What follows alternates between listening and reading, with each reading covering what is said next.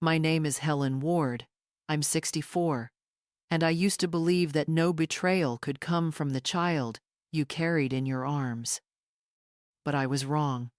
When my son Evan gave me a cruise ticket and said, "Mom, you deserve to relax for once," I thought it was love. I thought it was gratitude. I had no idea it was a farewell.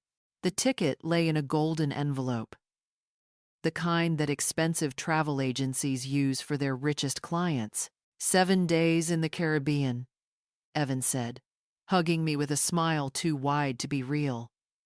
His wife Melissa stood behind him, her perfect nails tapping against her phone, pretending to be busy. "You've sacrificed so much for us," Evan continued. "Now it's time to think about yourself. It should have been the sweetest gift a son could give his mother." But as he spoke, something inside me whispered, "Don't trust this smile." I brushed it off, convincing myself that maybe I was being paranoid. Maybe old age was making me suspicious. If you are watching this video, please like and subscribe to the channel, and tell me in the comments where you are listening to my story of revenge from. I want to know how far it has reached. That night, as I packed my suitcase, I found my husband's old photo on the dresser. Paul. Gone for 10 years now. His kind eyes seemed to ask me the same question echoing in my mind. Since when does your son do anything without wanting something in return? Still, I chose faith over fear. I told myself this was my chance to breathe, to feel the sea wind on my face again. I didn't know that within 48 hours, that same sea would nearly become my grave. The morning I was set to leave, I realized I had forgotten my blood pressure pills in the bathroom cabinet. I went back home quietly, keys in hand. But as I opened the door, I froze. Evan's voice came from the living room, calm and calculating. "Don't worry, Melissa. It's a one-way ticket. Once she's on the ship, it'll look like an accident. We'll collect the insurance, pay the debts, and start over." I stood behind that door, my heart breaking into pieces too sharp to cry over. That was the moment my motherhood died and my survival began. So, if you're listening to this story, I want you to remember one thing. Never ignore the small voice that warns you something's wrong, because sometimes that whisper is the only thing standing between life and betrayal. For a few seconds, I couldn't move. My hand still held the doorknob, my breath trapped inside my chest. The son I had raised with bedtime stories and bruised knees was now plotting how to end my life. 200,000 from her life insurance. Evan's voice continued, low but steady. "And with the house sold, that's another 350. Enough to clear everything." Melissa's laugh floated through the air like poison. "Just make sure it looks accidental, Evan. An old woman falling off a cruise ship? No one will question that." I pressed my palm against the cold wall to keep from collapsing. For a moment, I wished I could unhear those words. But they were already carved into my heart. I stepped back quietly, forcing my breath to steady. If I made a sound, it could all be over before it began. I slipped out of the house like a ghost and stood by the curb, letting the winter air sting my face. It was in that moment that the tears finally came, not from fear, but from the grief of realizing that the person I loved most had turned into my executioner. But grief would have to wait. I needed a plan. I hailed a cab to the port and stared out the window. As the city blurred past, my mind spun faster than the traffic lights. If Evan wanted me dead, I would give him exactly what he wanted, or at least let him think he had it. The old Helen, the gentle mother who believed love could fix anything, died behind that door. The woman sitting in that taxi was someone else, someone ready to fight.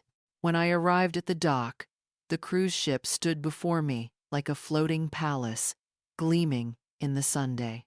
I tightened my coat and whispered to myself, "You'll regret this, Evan. You'll regret it 3 times over."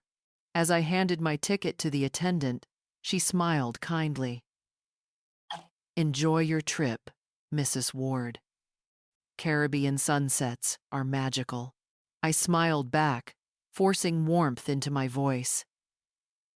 But inside, I made a silent vow. I would see every sunset this ship had to offer not as a victim, but as the woman who turned a death sentence into a reckoning. That's the thing about mothers, Evan. We don't go down quietly. We rise, even when our own children push us overboard. The dock was alive with excitement, families taking photos, couples laughing, the salty wind filling the air with promise. But for me, it felt like a stage built for betrayal. Every smiling face reminded me of the lie that had put me here. The ship towered above me, 12 stories of steel and glass, glinting in the sunday.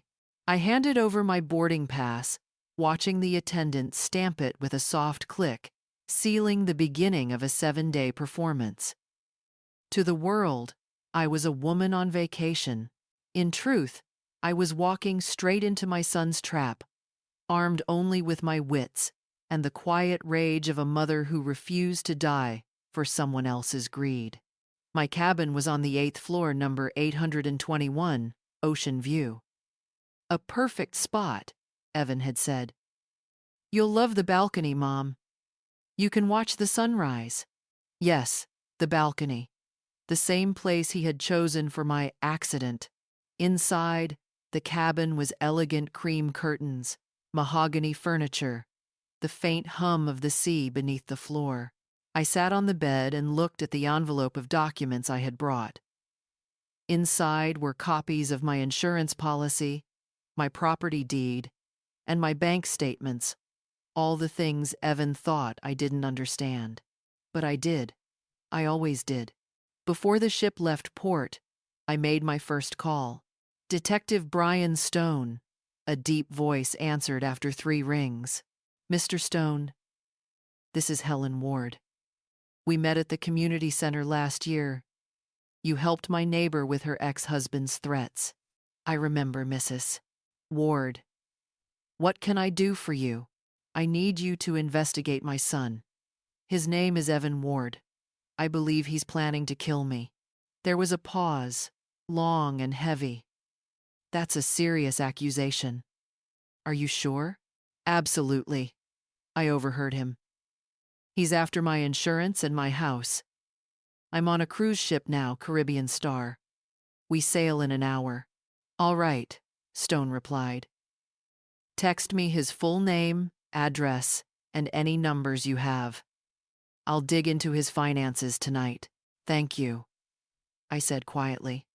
"And please, be fast." As the ship's horn sounded, the deck rumbled beneath my feet. The port shrank in the distance, replaced by an endless blue horizon. I watched the coastline fade away, like a life I was leaving behind. Evan thought he had trapped me on this ship. He didn't realize this wasn't my last voyage. It was his. The first evening on the ship was almost too perfect. The golden sunset melted into the water. Violins played near the deck bar, and laughter echoed across the pool. It was the kind of beauty that could almost make you forget danger almost. I stayed close to the railing, keeping my distance from the crowd. Every sound, every face, every waiter carrying a tray became a possible threat. I knew Evan. If he had planned something this carefully, he wouldn't rely on luck. Someone on this ship was watching me. When the dinner bell rang, I forced myself to blend in. The main restaurant gleamed with chandeliers and chatter. I took a quiet table by the window, ordered tea, and tried to calm my trembling hands. That's when she appeared. Mind if I join you? A gentle voice asked. I looked up and saw a woman about my age, silver hair in a neat bun, sharp eyes softened by kindness. It's too depressing to eat alone. I smiled faintly. Please, have a seat. I'm Diana Brooks, she said, setting down her cup. Miami-born, retired nurse, and currently pretending I'm 20 years younger than I am. God day. Her humor made me laugh for the first time in days. Helen Ward, I replied. From Illinois. I'm on a little vacation. Ah, she nodded knowingly. You say that the same way people say, I'm fine, when they're not. There was something disarming about her. The way she observed quietly, the way she didn't pry but understood. I found myself lowering my guard, if only slightly. Diana talked about her children, how they'd moved far away, how life after 60 sometimes felt like being left behind in a fast-moving world. My son and his wife gave me this trip, she said, sipping her coffee. They insisted I relax, though honestly, I think they just wanted me out of their way for a week. Her words hit too close. For a moment, I stared at her, wondering if fate had placed her here for a reason. Later that night, we walked along the upper deck. The wind was cold, the ocean black and endless. You've been quiet, she said softly. Something's weighing on you. I hesitated, then smiled weakly. Let's just say, I came here to rest, but I'm realizing I might have to fight first. Diana didn't ask more. She simply nodded, her eyes reflecting the moonlight. Then you won't be fighting alone. The next morning, sunlight streamed through my cabin window, but it didn't bring peace. I woke with the same thought I'd fallen asleep to. Someone here wants me dead. After breakfast, Diana and I decided to walk the upper deck. The air was crisp, the horizon endless, but I couldn't shake the feeling that eyes were following us. I glanced back, pretending to admire the ocean, and saw him. A man in a green shirt, mid-40s, broad shoulders, dark hair. He wasn't looking at me exactly, but through me. When I turned away, I caught his reflection in the window glass. He was still watching. Don't look now, I whispered. But there's a man by the bar. He's been staring since breakfast. Diana's expression didn't change. Tall? Green shirt? I nodded. He followed us here from the buffet, she murmured. I noticed him too. A chill crawled up my spine. You think he's working for your son? Maybe. Men like that don't come on cruises to enjoy sunsets. We decided to test him. Diana left to get a drink, while I stayed behind near the pool, pretending to read a magazine. As she disappeared into the crowd, the man's eyes followed me. When I stood and began walking toward the elevators, he moved too slow, deliberate, as if he didn't want me to notice.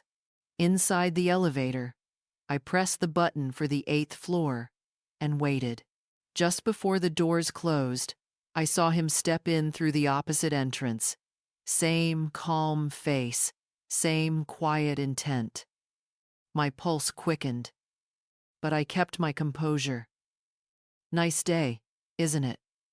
I said softly. He smiled faintly. For some more than others.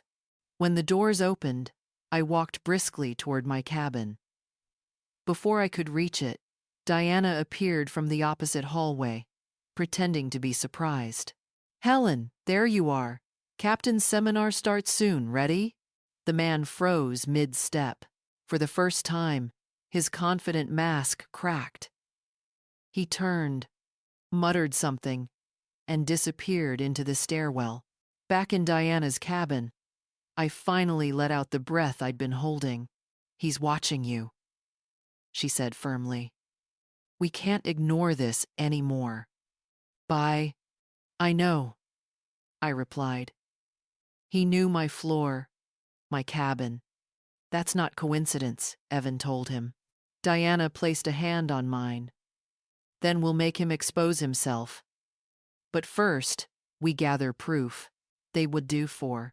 I looked out the porthole, where the sea glistened under the Sunday. Evan thought I was trapped in his game.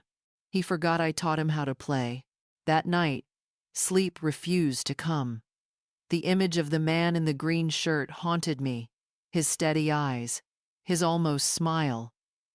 That quiet confidence of someone who already knew his prey had nowhere to run. But he was wrong. I might have been 64, but I wasn't weak. I'd been underestimated my whole life by bosses, by men, and now by my own son. This time, it would be my turn to surprise them. At dawn, I slipped out of Diana's cabin while most passengers were still asleep. The ship's internet lounge was quiet, rows of computers glowing faintly under cold fluorescent lights. I logged into one, typed an email to Detective Brian Stone, and kept it short. I'm safe for now. Find gambling debts, start there. Look for recent loans under my name. I think he forged something. Ask. I sent it, deleted the draft, and wiped the history-old habits from a cautious life. As I left, I caught sight of my reflection in the glass door. I barely recognized the woman, staring back, cautious, determined, alive. Later that afternoon, Diana found me at the observation deck. You vanished before sunrise, she said, half worried, half impressed. I needed to make contact, I replied. If Evan's money troubles are real, that's our motive. She nodded. Then we wait for proof. Until then, we stay 2 steps ahead. By noon, I received an email reply on my phone from Brian. You were right. Evan owes over $240,000 to private lenders. Some very dangerous ones. Also, 2 new loans under your name, using your house as collateral. Forged signature. Stay alert. I read it twice, each word cutting deeper than the last. My son hadn't just planned my death. He'd already stolen from me while I was alive. That evening, I decided to observe the casino. I needed to understand the world Evan had fallen into. The bright lights and laughter couldn't hide the desperation on people's faces. I saw fortunes vanish in seconds, smiles twist into curses. This was the hunger that had eaten my son alive, the kind of greed that devours love, decency, and family. When I returned to Diana's cabin, she was waiting with tea. He's in too deep, I said quietly, and I'm the only collateral he has left. Diana met my eyes. Then we use his own desperation against him. For the first time since the cruise began, I allowed myself a thin, steady smile. If Evan wanted a game, he was about to play by my rules. The next morning, I woke to a storm brewing over the horizon. The wind howled through the hallway like a warning, waves slapping hard against the hull. Diana knocked on my door, her face pale but steady. Helen, she whispered. It's time we stop reacting and start acting. And we sat together over breakfast, sketching our plan on napkins. We needed someone in authority, someone who could act fast and discreetly. There was only one person who fit that description, the captain. By noon, we stood outside his office, our hearts pounding. Captain James Harrison, a tall man in his 50s with calm eyes, invited us in. What can I do for you, ladies? Diana spoke first. Captain, I know this sounds unbelievable, but my friend's life is in danger. There is a sting. I took a deep breath. My son sent me on this cruise to kill me. He hired someone on board, a man in a green shirt, to make it look like an accident. My son, the captain, didn't laugh. He listened, his expression tightening as we laid out everything: the overheard phone call, the forged documents, the hitman who knew my cabin number, and the threatening messages. Then I showed him the email proof from Detective Brian Stone. When we finished, there was a long silence. The captain finally said, "Mrs. Ward, I've been at sea for 20 years. I've seen greed, smuggling, even murders disguised as accidents. I believe you." Relief washed over me like air after drowning. "So, what do we do?" "We catch him," the captain said simply. "But we do it safely.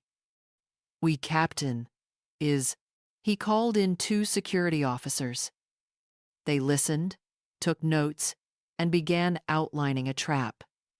Tomorrow night was the captain's gala, a formal event where everyone would be distracted.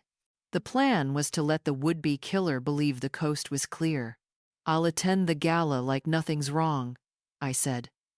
"Then, after midnight, he'll come for me." The captain nodded. "Our cameras will be in place. We'll have 2 guards hidden nearby. When he tries to enter your cabin, we'll have all the evidence we need." Diana squeezed my hand under the table. "You're sure you can face him?" "I've faced childbirth alone, widowhood alone, and betrayal alone," I said quietly. "This will just be one more storm to survive." As we left the captain's office, I looked out through the glass wall at the roaring sea. For the first time since this nightmare began, I felt something strange. Not fear, not despair, but purpose. Evan had thrown his mother into deep waters. He'd forgotten I was the one who taught him how to swim. The night of the captain's gala shimmered with false splendor. Crystal chandeliers glowed like captured stars, and violins painted the air with soft music. Passengers in glittering gowns laughed and toasted to life, while I prepared to watch someone try to end mine. Diana helped zip my green satin dress, her hands steady even though her eyes betrayed worry. "You sure about this?" she asked quietly. "Yes," I said. "If I want justice, I need to let him make his move." She nodded. "Then tonight, we make sure he never gets another chance." By 8 p.m., the ballroom buzzed with laughter and champagne. The captain greeted guests, his calm presence giving me courage. Somewhere among the crowd, hidden security agents blended in tuxedos, smiles, and earpieces tucked behind their ears. I smiled too, pretending I was part of their joy. At around 11, I saw him. The man in the white shirt and black jacket. The same eyes, the same chilling composure. He stood by the bar, pretending to sip wine, but his gaze never left me. When the clock struck midnight, I whispered to Diana, "It's time." She nodded, pretending to leave for her cabin. I waited a few minutes, smiled at a passing waiter, then excused myself from the crowd. I moved toward the elevators, my pulse echoing with each step. Instead of going to my room, I slipped into the emergency stairwell on the 9th deck. From there, I could see the hallway leading to my cabin below. Security officers waited in the shadows, watching the scene unfold through hidden cameras. Minutes later, the man appeared. His jacket was gone, his gloves on. This was it, the moment Evan's plan would collapse. The door clicked open. The man entered, flashlight sweeping across the bed, the balcony door, the railing. He reached into his pocket, pulling out a vial of clear liquid. "Now," whispered the captain's voice through the earpiece. 3 security officers rushed in, pinning the man to the floor before he could react. His phone fell, the screen lighting up with messages. Make it quick. No struggle. Do it before dawn. From the stairwell, I watched as the captain retrieved the phone and met my eyes through the glass. It's over, Mrs. Ward, he said. You're safe. I didn't answer. My tears spoke for me relief, grief, and a hollow ache that no justice could ever fill. My son had tried to drown me in darkness. Instead, he'd taught me how to walk on water. The next morning, the ship was quiet. The storm had passed, and sunlight poured through the portholes as if nothing had happened. But I knew better. Somewhere in the ship's holding cell, a man sat trembling, the same man my son had paid to end my life. Captain Harrison met me at breakfast. We'll be docking tomorrow, he said. Local authorities are waiting. We'll hand over the suspect and all the evidence. The messages on his phone directly link to your son. Watch it. I nodded slowly, my tea untouched. Then, it's time my son hears from me. With the captain's permission, I used his office phone. My hands shook as I dialed Evan's number. He answered after 2 rings, his voice falsely bright. Mom, how's the cruise? You sound tired. Did you sleep well? For a moment, I said nothing. Then, calmly, not as well as you hoped I would. A pause. Then confusion. What are you talking about? I'm talking about the man you hired, Evan. The one who broke into my cabin last night. The one they arrested. They found your texts, the ones telling him to make it look like I fell overboard. The silence that followed felt endless. Then his voice changed cold, stripped of pretense. You don't know what you're saying. You're confused. No, I said softly. I've never been clearer. I heard your voice that day, remember? The words you spoke to Melissa. And now, I have proof. He tried again, desperation creeping in. Mom, please. I didn't mean. You didn't mean to get caught, I interrupted. But you did. You did. My throat tightened, but I forced the words out. You stole from me, Evan. You forged my name, used my home as collateral, and then decided my death was the easiest solution. You wanted to erase me, your own mother. He went silent. Then came a whisper, broken, pleading. Mom, don't do this. You did this, I said. You chose greed over love. And now, you'll face what you've earned. There, I hung up before he could speak again. The tears came quiet, steady, unstoppable. Diana reached across the table, taking my hand. It's done. Helen, you survived. Survived, I repeated, staring out at the calm ocean. Yes, but I lost my son long before this cruise ever began.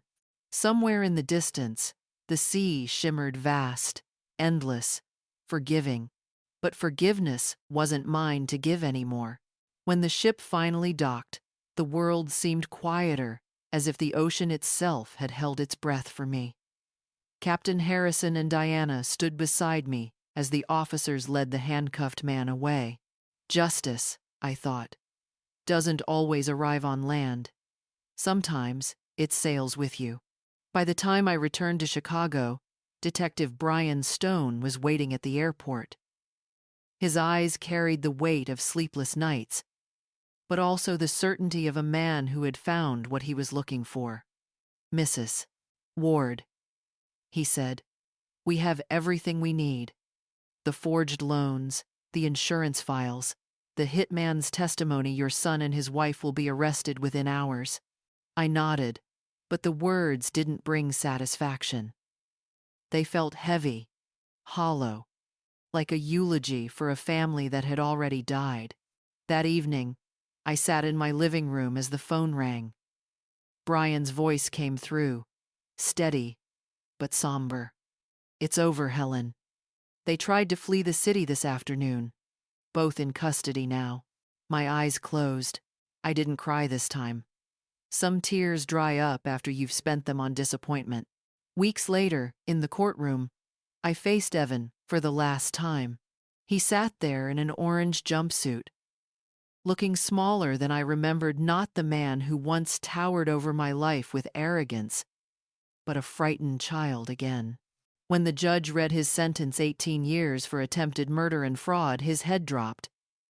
And for the first time, I saw regret. But it was too late. Regret cannot resurrect trust. After the trial, I sold my house, the place that had once been full of birthdays, laughter, and lies.